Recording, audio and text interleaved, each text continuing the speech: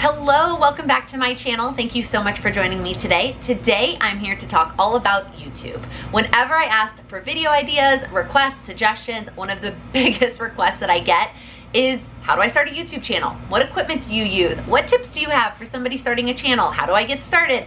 All the questions related to having and growing a YouTube channel. And I did a video about a year and a half ago where I shared my top 10 tips on starting a YouTube channel, and I still stand behind all of those tips. If you want to check that out, I will leave it linked down below, and I'm going to reference some of that today. And the first one I want to make sure that I just say up front is, I am not a YouTube expert. There are YouTube channels that are focused on growing your YouTube channel and how to do YouTube better. I am just speaking from my own personal experience. And sometimes I know that that's helpful to hear from a real person, but I mean, they also all have YouTube channels, but their YouTube channels are focused on YouTube and talking about YouTube. They know way more about the algorithm than I do. They know way more about equipment than I do. Again, I am just gonna talk from my experience and answer all of the questions that I got about YouTube. So let's start with the biggest one, which is equipment. So what tools do you recommend for beginners? What tools do you use now? Would you upgrade in the future? So let's start with beginners. Here are the things that I think that you should use if you are just starting a YouTube channel. The first thing that I think you should invest in is good lighting. That is going to be the biggest difference maker in whether people enjoy your video or not. It's just the truth. Have you ever watched a video that has poor lighting? Even I have some old videos that had poor lighting and people were like, it's too bright, it's too dark. And you change and you learn over time, but having good lighting makes a huge difference. So when I first started my channel, the first thing I bought for my channel before I filmed any videos were umbrella lights from Amazon. And I still have those and I still use them. They are big and kind of annoying to mess with, and so living in a small apartment, it's a little bit tough. And I have a new lighting thing that I'm really excited about now that I will talk about in a little bit, which is actually less expensive than those umbrella lights. But the umbrella lights are really, really good lighting, and they're gonna be the best in terms of getting you from all the angles, getting your planner from all the angles. Highly recommend those umbrella lights from Amazon. Also, everything I talk about will be linked down below. I always have my Amazon shop updated with all the tools that I use for filming. So if I ever switch my tools, I will switch my Amazon shop. So if you want the latest in any of my videos, just go to that link. The only other thing that I would consider buying when you're getting started is some sort of tripod. Now, when I first started, I just had one of those little tripods that had the 3 legs that were like bendable. And I will say, getting it finagled to do a top-down video of a planner was hard. It was hard. It wasn't impossible, but it was hard. And I did it, I had it like wrapped around this like lamp post, and then it was a lot of work. But I did it, stacked up some games, stacked up some books, and I made it happen. But if you are really serious about doing top-down style videos, I highly recommend my tripod. It is not inexpensive, but I absolutely love it. There are some other less expensive top-down tripods that I know people have used before, and I will link one of those as well, but I can't really speak to that tripod's quality because I've never personally used it. I love my tripod, and I use it for videos like this. I use it for top-down videos, and it's an incredible, incredible investment. The 2 things that I think you should not spend money on when you are just starting out on YouTube are a camera and editing software. Your phone has an incredible camera. It doesn't matter what kind of phone you have. Now, I said this in my last video, my mom has since upgraded, but when I filmed that last one, she was still rocking an iPhone 6. I'm not really sure that has a great camera, but if you are curious about starting a YouTube channel, my guess is you're also on Instagram, and my guess is you probably have a pretty decent cell phone that's going to have a good camera. And I gave this tip in the last video. For iPhones at least, I don't know if this is true for Androids, you can upgrade your video quality in your phone. You can actually get your phone to film in better quality than this video on my camera, because if you go into your settings, you can switch it to film in 4K. Now, it is a huge file, but the quality is fantastic. So I would highly recommend just starting with your phone. I did have somebody ask what is the best, least expensive camera you would recommend for a beginner, and honestly, I have no idea, because I didn't do that. I went straight from my phone to my camera that I have now that is much more high quality and is pretty pricey. And then the other thing that I would recommend that you don't spend money on is editing software. Whether you have a Mac or a Windows computer, you have free editing software. You either have iMovie or you have Windows Movie Maker. I would start there, and only because editing softwares are not inexpensive, and once you decide to go with a paid one, you're kind of stuck with it because they all have such a big learning curve that there's not like a beginner editing software. It's really like the free one or a paid one. And so until you are 100% sure that you want to stick with this YouTube channel thing, I would start with the free editing software. So what equipment do I use now? Well, I already talked about my tripod. I love my tripod. I do still use my umbrella lights, but I also have invested in a ring light. And that's really specific to my situation because it's a lot easier to manage because it's much smaller and I don't have to finagle anything. It's so easy. And so because I live in a small apartment, having that smaller ring light is much easier for me than having those big umbrella lights. I will still pull them out sometimes, but for the most part, I've just been using the small ring light, which is actually less expensive. Someday I would like to upgrade to maybe a nicer ring light or even maybe some box lights, but for now, this is what I'm sticking with for lighting. My camera is a Canon G7X and I love my camera. It is the perfect size for vlogging. It also works really well for videos like this. Maybe someday I would upgrade to a nicer camera for videos like this. The G7X would always be my vlogging camera, or like, you know, if they have an upgraded one or this one breaks, I would replace it. But I do love my camera. It's not inexpensive. So again, commit, like you've got to be sure that this is something that you want to do before you upgrade your camera. But I will say that having my camera has made a world of a difference and I wish I'd upgraded sooner. And then editing software. I use Movavi editing software. I don't love it, but again, the learning curve with a new software would be just not worth my time right now. If I'm gonna invest anything in editing software, it's gonna be to have somebody else do the editing for me. So that's what I use now. There are a lot of great options. If you have a Mac, Final Cut Pro is what a lot of YouTubers use. If you have a Windows, I know a lot of people use the Adobe editing software, so I don't really have any great recommendations. There's a video I watched recently from Trina Little where she talks about editing software recommendations, so if you're really interested in that, I would check that video out. Okay, the next section is about just getting started. I had a lot of questions about why I started, how do you pick your first video, etc. So why did I start a YouTube channel? Well, I don't have a really great reason, to be honest with you. I had thought of it for a while. I mean, I had my Instagram, and my Instagram had grown pretty significantly before I had my YouTube channel, and there were always questions about like, I wanna see you do this, I wanna see you talk about this, I wanna see, you know, X, Y, and Z, and I just never really had time. At the time, I was an actuary, and I was taking actuarial exams, so pretty much all of my free time outside of work was spent studying for actuarial exams.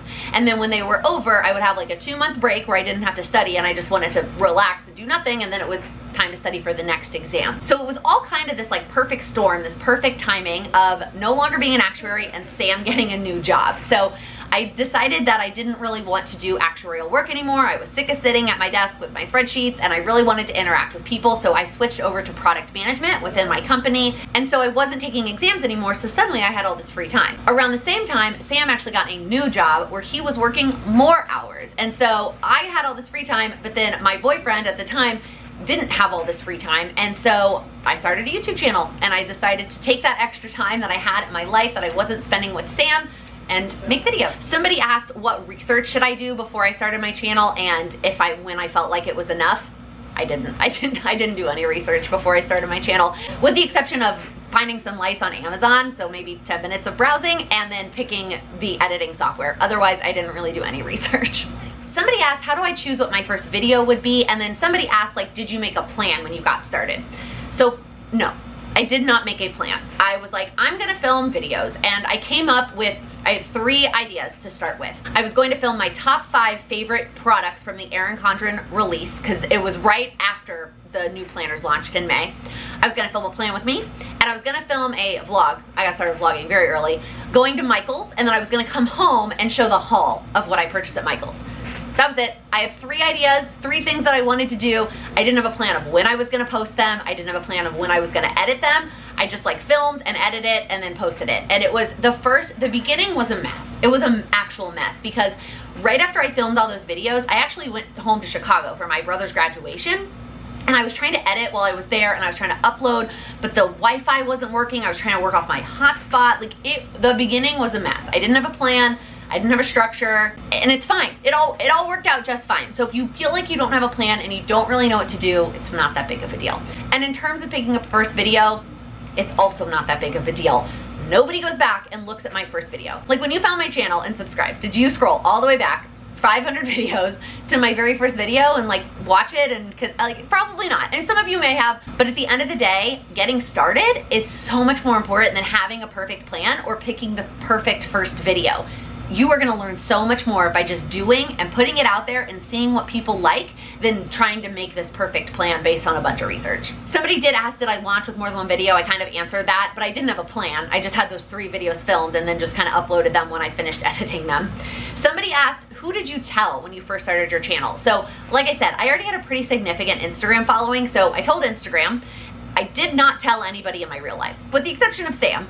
I didn't tell anybody else in my real life. My family did find out when I came to visit and I was like editing videos while I was with them, but I didn't like go post it to my personal page. I didn't tell my friends when I saw them. Like, it took months before some of even my close friends outside the planner community learned that I had a YouTube channel. I will tell you, that is one of my biggest regrets. And I talked about this in the other YouTube video I did. Tell your friends and family, they will want to support you. Even if they don't care about planning, even if they don't understand your crazy hobby, they will still support you. So tell your friends and family, share, tell everybody about your YouTube channel. And even now, I won't tell like strangers when we meet them. Sam will. We'll like meet a new couple and 10 minutes into the conversation, he's like, oh, by the way, pull out your phone. And he like sends them to my YouTube channel or my Instagram. It's still hard. It's still hard to tell people about this weird thing that you do on the internet, but I promise everybody you tell, like nowadays, they don't think it's weird. They don't judge you. They don't think it's weird. They're happy for you. They're excited for you, and they just want to support you. Somebody also asked, how do you make a video look professional but on a budget? So in addition to the tools that I talked about, again, get the lighting, and if that's the only thing you get, that helps. The other thing to help make your video look professional, make sure that you stop for a thumbnail. So when you're filming a video like this, you have to pause and smile for the thumbnail so that you can take a screenshot when you're editing and use that for your thumbnail. Having a thumbnail that's slightly edited, not edited like I'm editing my facial features. I mean like you are putting some text on it or putting a photo, you're just making it look like not just a random screenshot from the video, because that's what YouTube will do if you don't make a thumbnail. I use Canva to make my thumbnails. Again, I highly recommend going to follow the YouTube experts for more tips on how to actually make a thumbnail, what should be on your thumbnail. But to answer the question about making your video look professional, lighting and a personalized thumbnail goes a long way. Okay, the next section is about monetization. I had a lot of questions about how do I get monetized on YouTube, how do you make money, etc., etc. So in order to get monetized on YouTube, what does that mean? First off, what does it mean to be monetized? That means that you can show ads before your video and you will get paid a portion of that ad revenue. So basically what happens, the companies, they pay YouTube, Google, to advertise on their website. They take a cut and then they give you a piece based on how many people, how many eyeballs saw that ad. So based on how many views you had on that individual video, that is how much you will get paid for that video. It does not matter how many subscribers you have. All that matters is that eyeballs saw that ad and then you will get paid for it. Now, in order to add ads to your video, you do have to get monetized. And YouTube requires 2 things for you to get monetized. The first one is 1,000 subscribers. The second one is 4,000 hours of watch time. And I know that both of those numbers sound very high, but I promise if you are consistent, you can get there. And I had somebody ask me specifically, how do they get that 4,000 hours? So it sounds like for you, you struggle with this, you have the subscribers, you don't have the hours. I've also heard of it happening the other way. People have the hours and they don't have the subscribers. So let's tackle each of them separately. First, let's talk about subscribers.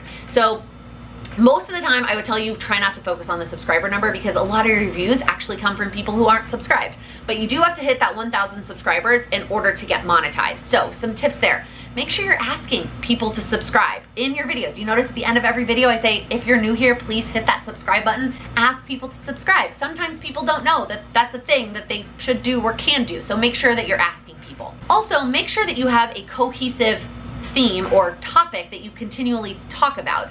Because sometimes what happens, have you ever like watched a video? So you just search something on YouTube, a video comes up, you click on it, and you're like, oh, I like that person. And then you go to their channel and they have all these random videos that have nothing to do with each other. Well, I'm not gonna subscribe to that channel. I wanna see something cohesive about their content, about their thumbnails, about their brand. I wanna see some cohesiveness, and then I'm way more likely to hit subscribe. So again, those are some tips to get subscribers. The watch time is actually where I struggled. I got to the subscribers first and struggled with the watch time. So Couple things here. I would check to see how long people are watching your videos. You can see a trend of when people fall off. And if your watch time is low, it means that people are probably dropping off pretty early. Try and figure out what is making them drop off. Is it something that you're saying maybe, or is it you're going into a sped up version, or like, what is it? Is there something that is causing people to drop off early on your videos? If so, that's something you could work on, because the longer that people watch the video, the more watch time that you're gonna get. And then obviously the more views that you get will help with your watch time. So spread your video, go promote your video in other Facebook groups, on Instagram, with friends, personal Facebook, all the places. Promote your video, because the more people that watch, the more hours that you'll get. So you hit those two levels, 1,000 subscribers, 4,000 watch hours. Then what happens? Somebody from YouTube reviews your channel manually and says that you're approved. They say that this takes about a month. If you are unlucky like me, it will take 9 months. I hope for your sake and your wallet's sake, it does not take 9 months for you to get approved for monetization. Hopefully you get approved within a month, and then you can start adding ads to your videos. In addition to ad revenue from YouTube, you can also monetize your videos and get paid to have YouTube videos in other ways. The biggest one is going to be affiliate links. So when you talk about a product and somebody listens to you talk about it, they like what you have to say, they like your review, they go to your description box, they click that link, they buy that product, and then you get a commission from that sale. Now, not every product and every company in the world has affiliate programs, but the things I would recommend that you do are products that you really love. Just go see. They might have an affiliate program. Typically, you can go to like the FAQ section or scroll down to the bottom of their website. And if they have one, it'll usually say affiliate program, and then you can apply. Now, you may not always get approved. They don't just like let everybody be an affiliate, but that's the first step, is getting to be an affiliate for companies that you love. The other place I would recommend is Amazon. Amazon is a great affiliate program. The commissions are not near as high as, say, like the Cultivate What Matters or the Moxie Life affiliate programs, but pretty much everything is on Amazon. So pretty much anything you could possibly talk about is on Amazon, and you can link it and get an affiliate commission if somebody else decides to purchase it. Okay, the next category, it's really just one question, but it was a question that I got quite a few times, is how do you plan your content? How do you decide what you're going to share and what you're not going to share, and how do you figure that out? And I wish there was an easy answer of like, this is exactly how I plan my content, and you can just totally replicate my system and make it work for you. But it's not really like that, for me at least. So the way that I plan my content is I actually use a Google spreadsheet, and I will list all the days that I'm going to post videos, and then I will start filling in with what I'm gonna post on what days. So like when I was doing a weekly plan with me, I would fill in all the plan with me's. What day did the vlogs go up? And then I see how many ideas I need. And most of the time, recently, it's been 4 videos a month, or the ideas that I need. Well, one of those is obviously the goals video, so go ahead and type that in on the date that the goals video is gonna go live. Then I have 3 more videos that I need to fill in. And so what I do is I keep a running list of video ideas on that same spreadsheet. Just every time I think of a video idea, I add it over there. So then each month, I will go and I will pick 3 video ideas and fill those in, and those are the videos that I filmed that month. Sometimes that is structured by companies launching a new product, and I'm gonna talk about their new product. Sometimes it's just whatever I feel like posting. That varies. It's not really that strategic, and it's not really that complicated. I literally just have a running list, and I pick some every month. Okay, the next section is just about growing a brand. So there were a lot of questions about growing your following, growing your channel, growing a brand, and then some specific questions about my brand and things that I've done. So the first question was, how did I decide to niche down on goals? That just kind of came organically, to be honest. I mean, you heard me talk about the beginning of my channel. I had no idea what I was doing. So basically what I did was I just started talking about things that I like to talk about. At the beginning of my channel, I didn't really talk about goals at all. Like, I didn't start my channel thinking I'm going to focus on goals. Basically what I did was I just started making videos, and I saw what people responded well to, and I saw what I liked to talk about, and I saw kind of just where I wanted to go with it. And honestly, I do not remember when or how. Like, I don't remember the light bulb moment that went off that was like, I'm gonna focus on goals, and that my focus was gonna be achieving your goals through planning. To be completely honest with you, I just don't remember. So don't feel like you need to niche down right this second. Start figuring out what works for you. Start figuring out what you like to talk about. Start figuring out what you know a lot about. Whatever it is that you're good at, that's what people are gonna respond well to. So just start trying. Just start trying different things, and eventually it'll come to you. Eventually you'll figure out really what you want to focus on within your channel. And maybe it's just Plan With Me's. Maybe you just want to be a planner Plan With Me channel, and that's completely fine. There's a lot of people out there that love to watch Plan With Me's. Maybe you start talking about planners and realize you want to focus on health and wellness. Maybe you start talking about planners and realize you want to do declutter and organization. There are a lot of different ways that you can go, and don't feel like you have to pick that right away. All right, somebody asked, do you recommend building a social media platform first and then going to YouTube, or trying to build them at the same time? 1000% build them at the same time. I just happen to have a social media platform first because that's just how my life worked out. I did Instagram before I went to YouTube. If you have neither, that's totally fine. You do them at the same time. There are people that are not on either one, and that's okay. So you want to still have people that are part of your community that are only on Instagram, and people that are part of your community that are only on YouTube. There is a Patreon of mine who is not on Instagram. And so I will say things like, oh, I said this on Instagram, and she's like, I didn't see that because I'm not on Instagram. So it doesn't matter whether I had a following on Instagram. She just found me through YouTube. So don't feel like you need to have this big Instagram following to start a YouTube channel. So somebody asked, how long did you do YouTube before you got big, and how did you grow? And first off, I appreciate that comment so much, because honestly, I don't feel like I have a big YouTube channel. Like, in the grand scheme of YouTube, I mean, there are people with double-digit millions of subscribers, and I know that those are like big well, they're celebrities now. So like, I wouldn't consider what I have a big YouTube channel. Now, I realize that is me comparing myself to those people, and if you have a brand new channel and you're looking at my 15,000 subscribers and going, well, you're so much bigger than me. So I don't know what the person who asked this question considers big, so I don't know how to give you a timeline of when I got big. For me, YouTube has been a very steady growth. I've had a YouTube channel for about 2.5 years, and I had a pretty, like a spike at the very beginning of people coming from Instagram, but since then, it has been a very steady growth since then. I haven't had really any major spikes. I'm gonna talk about the one time I did in a second, if there's another question about it, but for the most part, it's been a very steady growth. And so my advice for how I grew and how to grow is to just be consistent. Just consistently post a video, whatever that cadence looks like for you, whether it's once a month, once a week, 2 times a week, whatever it is for you, just post consistently and you will grow over time. So somebody did ask me, should you partner with somebody bigger to get exposure? And this is the one time that I did get a significant number of subscribers in a short period of time, because I did a collaboration with Cindy. I didn't do a collaboration with Cindy though to grow my channel. I did a collaboration with Cindy because I adore her and I think that we get along very well, and I thought it would be fun to have her on my channel. To be honest, when I reach out to her, which by the way, that's gonna be my tip, don't feel like you can't reach out. If you wanna do a collab with somebody, and it doesn't have to be in person. Our collaboration happened to be able to be in person because at the time we were going to plan our events and we were in the same city. You can do a collaboration with somebody, if you watch my video from a couple weeks ago, and be in 2 totally different places. But don't feel like you can't reach out. So when I reached out to Cindy and asked if she wanted to collab, I didn't say like, and also be on your channel. I said, I would like to have you on my channel and do a video together. And then she said, oh, well, let's do one for my channel too.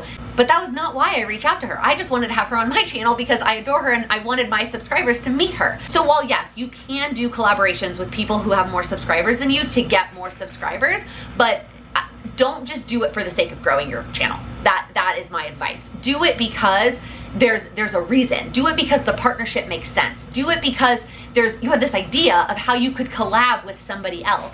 And then don't be afraid to reach out. Also, in that same category, don't feel like collabs just have to be with somebody who has more subscribers than you, because just because somebody has less than you or the same as you doesn't mean that you're not going to get new people come from their channel to your channel. There are lots of people on YouTube, so just because you're at the same level or lower, a collaboration with anybody could still be very valuable for you and your channel. And in that same category, somebody asked, how do you get more exposure? That's obviously one option. My other advice for getting more exposure is to comment in the videos of other people's channels. So if you're watching this video and you're thinking of starting a YouTube channel, you probably like to watch YouTube videos. So when you watch YouTube videos, are you somebody who comments on other people's videos? If you have a channel you're trying to grow, I highly recommend that you comment on other people's videos. And I've said this before, sometimes it feels like, and I feel it too, if I'm commenting on a big YouTuber's channel, that they're not gonna respond. Like, there are YouTubers that I watch that have hundreds of thousands of subscribers, and I'm like, they're not gonna read my comment. And so while maybe my comment won't be seen by the person who made the video, it might be seen by other people in the comment section that are part of their community. And if I like their videos, maybe those people in the comment section would like my videos. So if your comment adds value or is funny or is helpful in any way, and somebody sees that and then they go click on your channel, maybe you have a new subscribers. Now don't go over there and be like, hey, come on over to my channel. Like, leave a valuable comment, and don't just go comment on random videos. Like, comment on videos that you actually watched and enjoyed. Somebody asked, does it matter what day or time you post? For me, I found that it doesn't really matter because YouTube, the videos get seen later. Like, yes, having them all seen at the beginning is great, but YouTube is a long game. And sometimes those videos aren't gonna get a lot of views at the beginning, but then it gets picked up later on. It is not like Instagram that like content on Instagram disappears, and if it doesn't get engagement in 24 hours, it's dead. YouTube is not like that. So try not to worry about day, time, whatever. Again, just be consistent for you. If you are gonna post at a consistent date, time, it's not about the engagement or the algorithm or any of those things. It's about your viewers knowing that you're gonna show up on that day at that time. That said, I do know that Sam from Happily a Housewife said that her numbers went down when she went from posting in the morning into the evenings during Vlogmas one year. I don't know. I try not to really worry about that stuff. Somebody asked about the hashtags on YouTube. I put this into the category because the hashtags help with growth. She said, I don't understand where you put the hashtags. So you can put them anywhere in the description box, and the top 3 that you include will show up right underneath your video. So you can only have 3 that show up right underneath your video. I just happen to put mine at the bottom because I don't like reading a description and have the hashtag in the description. Like, I could do that, right? I could do like, here's the review of the hashtag power sheets. Like that's just, I don't know. I don't enjoy reading that. So I just do the description normally, and then at the bottom, I put the 3 hashtags that I want to show up as part of that video. All right, the last question I got in this category is, how important is it to show your face? And truthfully, this may not be what you want to hear if you're camera shy, but it's very important. You don't have to do it in every video. I'm not saying you've got to show your face in every single video, but people like people. People like to be able to relate to another human being and not just a pair of hands on top of a planner and a voice. Seeing your face is super important. So if you are camera shy, my tip for you is just to start small. So start with just an intro. So do a 60-second, hi, my name is so-and-so, this is my channel, thank you so much for watching, now we're gonna do a plan with me. And then switch to top, like in editing, go to the top down footage and just do it that way. But at least I saw your face before the video started. And I will tell you that it gets easier. The more time that you spend on camera, the better you get and the more comfortable that you get on camera. And there are still times when I get nervous, but the more that you do it, the easier that it gets. My other tip here would be to practice on Instagram stories, because on Instagram stories, they disappear after 24 hours. So practice over there, just do a couple stories every day, and that will help you get more comfortable on camera. That way you can film a front-facing YouTube video. All right, the next question, and I got this one a lot. What is different between the expectations you had and the reality? The biggest one here is how long it takes to edit and how much I would not enjoy it. I don't like editing. It is just not, I just don't like it, you guys. I just don't like it. It's boring to me. I get distracted and then it takes longer. All right, the other expectation versus reality, and I could have mentioned this one earlier, but I saved it for here, is the amount that you actually make per YouTube video. I know that like you see these YouTubers that just like have these really extravagant lifestyles, or people who quit their full-time jobs to do YouTube, and I'm over here like, how are you doing that? How are you doing that? Because the amount that I make per video, like, it doesn't even come close to replacing my full-time income. So just, I want you to be aware that even when you get monetized, even when you have videos that have lots of thousands, I mean, I have a video that has over 80,000 views, and YouTube doesn't like for you to share numbers, but man, I haven't made that much on that one video, because the amount that you make per view is so small that it takes a lot of views for you to actually make a significant amount of money on YouTube. All right, the next question that I also got a few times is, what do you love about it and what do you hate about it? So what I love about it is connecting with you. I love getting to chat with you in the comments. I love when people come up to me at events and be like, oh, I watch your YouTube channel, and then we have a conversation about something, about goals, about planning. I love creating those connections with people who watch my videos. It just, that is the thing that I did not realize I would love so much. And that's one of the reasons why I wanted to do an in-person event this year, because I really wanted to be able to work on those connections and meet more people in person. And when it is safe to do so, there will be future events, I absolutely promise you, because that's my absolute favorite thing about having a channel, is the connections. Another thing that I really love about it is being able to just talk things out. I'm a talker. Like, I get good ideas and I get clarity on things having conversations with other people. And especially this year, Sam's kind of sick of having those conversations with me. And so the fact that I sit down, this especially has been helpful since I started doing a weekly vlog. I sit down and talk things out all the time. Doing a monthly goals video, I talk things out. And so just having you to talk things out with is huge for me.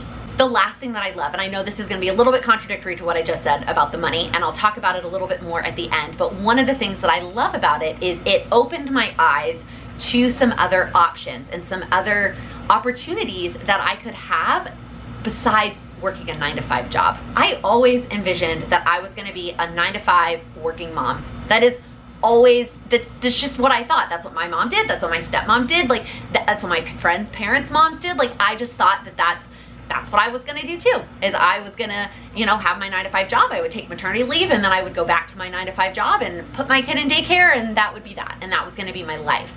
And starting a YouTube channel and growing a community has really just opened my eyes again to some other options and some other opportunities that I could do or could have in replace of a 9-to-5 job, especially once I have kids. All right, what do I hate about it? Well, you could probably guess, I hate editing. We already kind of talked about that one. The second thing that I don't like about it is feeling like I should always be documenting it, especially starting a weekly vlog. I feel like I should always be showing the restaurant that we're at and the food that we're eating, or I should always be like, and I do it on Instagram too. It's not even YouTube, it's the whole thing. It's the whole personal brand package, is I feel like I should always be on. And I should always be talking about something or sharing something. So I'm really working on the balance of that. In fact, I decided that for a week in November, I'm actually gonna take off from vlogging. And you're not gonna notice, like, because Vlogmas is gonna start and so the videos are all gonna be there, but I'm gonna take a whole week off of vlogging, and I'm like really excited to just have that week off. So that's one of the other things that I'm still trying to figure out. The last thing that I don't like about it, and this leads right into another question I got, is criticism. How do you handle the criticism? And not criticism about the product that I'm talking about. Like, if you don't like the product, whatever, we can have differing opinions on products. But it's criticism about me as a person. That sucks.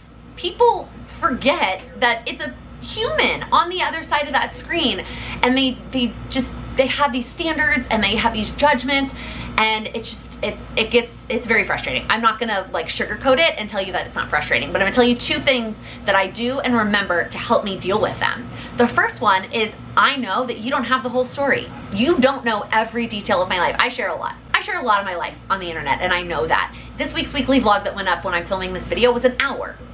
But that is 1 hour of my 168-hour week. That is less than 1% of my week. Now, I guess my awake hours, it's probably more than 1%. But regardless, it is a very small piece of my week that you're seeing on video. So even though I share a lot, I'm not sharing absolutely every detail of my life. So when people make judgments about me, or people criticize me, or they have comments, I'm like, you don't know the whole story. You don't know everything. You just know what I told you. And so I don't care. I really don't care what your opinion is, and that's just how I deal with that. The other thing that I was taught very early on by a dear friend of mine who also has a YouTube channel is, don't be afraid to delete comments. This is your space on the internet. Delete, block if somebody is not coming at you with kindness. Now, that it does not mean that I don't appreciate criticism. The other day, oh my gosh, my lattes with Lakin went up with like 30 ads in it because YouTube auto adds ads at pauses in videos if you don't do it yourself, and I forgot to fix it, and I felt terrible. And so I appreciated somebody commenting below, and they did it nicely, saying, hey, you actually have a lot of ads in this video, what's going on? Because they know that's not normal for me. I'm here all day long for suggestions of things that will make it a better experience for you. I'm not here for you to criticize me and my life and my appearance or any of those things. So if it is a comment that I can tell is from a mean place, I just delete it. And it's my corner of the internet, and you are no longer welcome in it. All right, I know this video is long, but the last question I'm gonna answer, somebody asked, what are your future goals with Plan with Lakin? What are you aspiring to do? What are you aspiring to be? And it's hard because that changes like almost every day. And like every day I think of something like, oh, but maybe I'll just do this and not do that. But I think, I talked about it earlier, but the ultimate goal is to have a more flexible schedule once I have a family. And I don't know what that looks like yet. I'm still trying to figure that out. I have no idea what the timeline is. I have no idea. YouTube's not gonna do it. YouTube's not gonna pay the bills. So I have to figure out what that's gonna look like for me. But I know that there are options, and I know that there are ways that I can make it work to be there for my family and to have that flexibility. So that is my future goal. And as I figure that out, I will bring you along and share all of that with you, obviously. But for now, I'm enjoying the life that I'm building. I still enjoy my 9 to 5, and I still live in a really expensive city. So for now, this is where we're at. But I do have lots of goals and dreams that hopefully someday will come to fruition. All right, I really need a glass of water. I hope that this video was helpful. If you have any other questions related to starting a YouTube channel, having a YouTube channel, growing a YouTube channel, please don't hesitate to reach out to me either on Instagram or via email. I would love to help you. If you liked this video, please give it a thumbs up. If you're new here, please click that subscribe button. I upload new videos every Monday, Wednesday, and Friday focused on helping you achieve your goals. This one happened to be if your goals are related to YouTube. Thank you so much for watching. Happy planning. I will link. You could actually get your phone to fit. Let's start this over. We're gonna run out of battery. Now, in order to add ads, it's hard to say. I'm gonna be completely honest with, I'm like spitting everywhere. Mine and Cindy in the comment section, really.